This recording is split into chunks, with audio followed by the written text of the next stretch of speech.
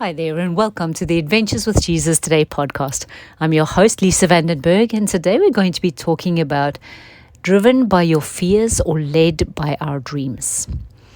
I was talking to somebody today who is about to embark on some training courses, and it's been a beautiful journey walking with them through coaching sessions and understanding who they are from God's perspective, unpacking how He sees them, how He created them, how He put them together. And next week, I've been invited to speak to a class of entrepreneurs on really discovering your purpose and understanding how you get to walk that out.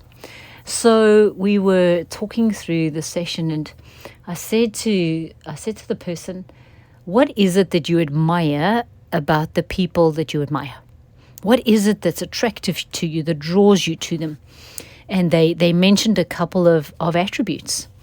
And then I said to them, okay, so we wrote that down, and some of them were that they're really authentic, they'll talk about their faith openly, they're powerful people, etc., etc. So we wrote these down. And then I asked this particular person to give me their DISC test results. And if you haven't done some of the personality and behavioral tests, DISC and Enneagram and Myers-Briggs, I'd recommend that you do them, even if you take a free version. It's a beautiful indication of things that we don't necessarily notice about ourselves, or that we don't concentrate on, the way we do things, and the things that feel natural, the things that we need to force ourselves to do. And every now and then I'll go back to the Lord and I'll look through some of those tests and I'll talk them through with Him, and I'll say, Lord, remind me of who you made me to be. Remind me of the things that you and I do naturally, of the way we're to operate in the world. And it's just a beautiful reminder. It's a reminder of the goodness and kindness of God, of how He created you. It's also a great reminder of how we get to operate in the world. If you are naturally an extrovert and you're bubbly and you like being the life of the party, then trying to get you to write a detailed spec on something is going to feel like torture. And it's actually not only feels that way, but it's not the way you were created to be. Right? If you are somebody who loves to sit and talk to others for ages, and you love to serve them, and you'll bring someone food, and you'll, make sure that they're okay, and your first question is always like, are you okay? How are you doing? Then it would be torture for you to be the one that leads a new project at work that's got tight deadlines, and there's a lot of risk, and there's a lot of things involved to get it done. It doesn't suit you, right? And so it's the beautiful reminder of the fact that God made us this way, that no matter what anyone else says, no matter what the world indicates as success, no matter what you even think about somebody else and how they do things in a way that you think you have to copy because that's the way it's done, it frees us from all of those things, from all of those false expectations that don't actually fit our mold. And the example we used was, if you had a teapot is not optimally made to cook a steak, right? It's just not the right thing. It doesn't look like a grill. It doesn't look like a pan. So it's not the right vessel. You could try all you like to cram a piece of steak into a teapot and try and put it on the stove and cook it, and it'll cook, but it's going to taste bad. It's not going to look good, right? But if you put hot water in a teapot on top of a tea bag and you let it brew, and it creates this nice environment where all the richness of the tea can come out, then you take the handle and you pour the tea out of the spout that perfectly positions it into a cup for you to drink. That's the optimal use of a teapot. The teapot's happy, it's performing its function, it's serving well, creating great fruit and an outcome because it's acting in the way it was created to be. And so I want to encourage you to take some time with the Lord and just ask some questions. And this is always the caveat that I say to people. Take the personality test, take the behavioral tests, do those kind of things, but those results are merely indications of who you are.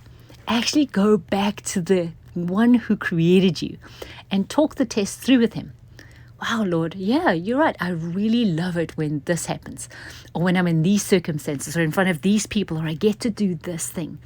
And this thing, Lord, no matter how hard I've tried, it just doesn't work. It doesn't sit right with me. And I know other people are successful at it, but what am I supposed to do? They're just great indicators that help us to go, oh, these are the things that we're suited for, created for, that we love to do, that God's power is shown through, where the anointing really flows, where people's lives are positively affected when you do this thing, right?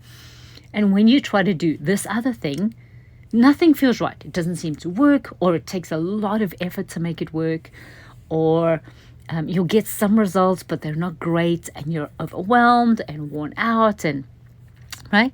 It's a great indicator that just helps us to get back to the center of who we are, authentically live and walk the way God created us to be. So when the Lord asked me this question, and he said, Lisa, are you being driven by your fears or led by your dreams? It really caused me to just sit and ponder and talk to him about all areas of my life. And you can do this. It's a super great exercise to do. You can sit and you go, Lord, how am I being motivated in my own personal beliefs about myself, about how I talk about myself, about how I think about myself? Lord, what is motivating me in my family, in my relationships, in my marriage, or with my friends, or with my colleagues, with those around me, with strangers that I meet on the street?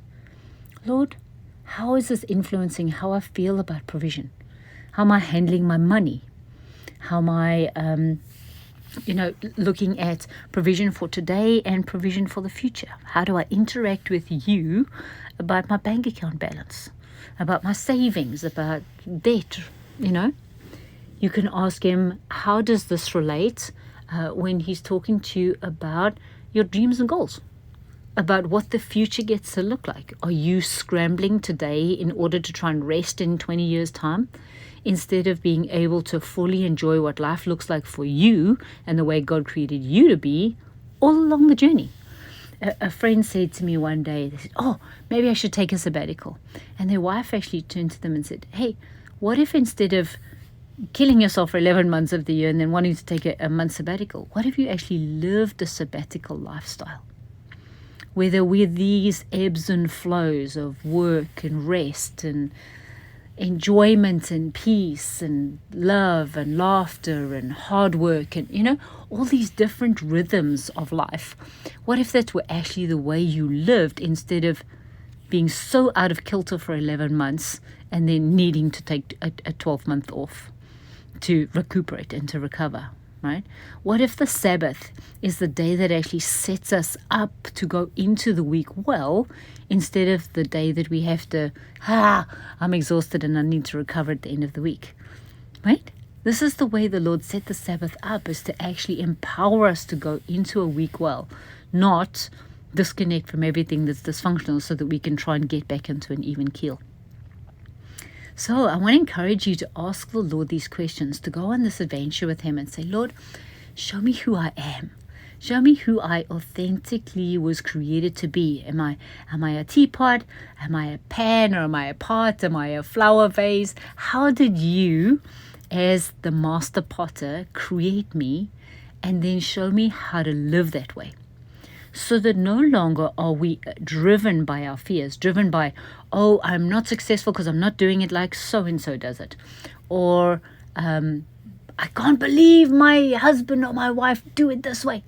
Instead of authentically and genuinely seeing what you bring to the table and they bring to the table, and not living in all that strife all the time, right?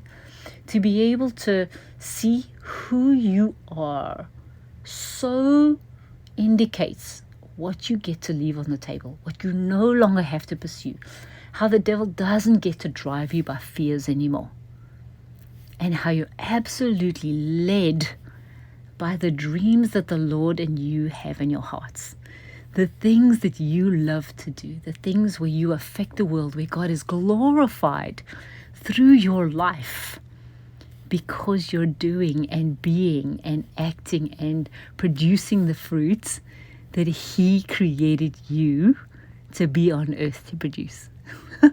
The most exquisite way. So I encourage you Jesus is inviting you on this adventure today of asking yourself, Lord, show me where I get to be led by the dreams of your my heart. And fear is off the table. So good.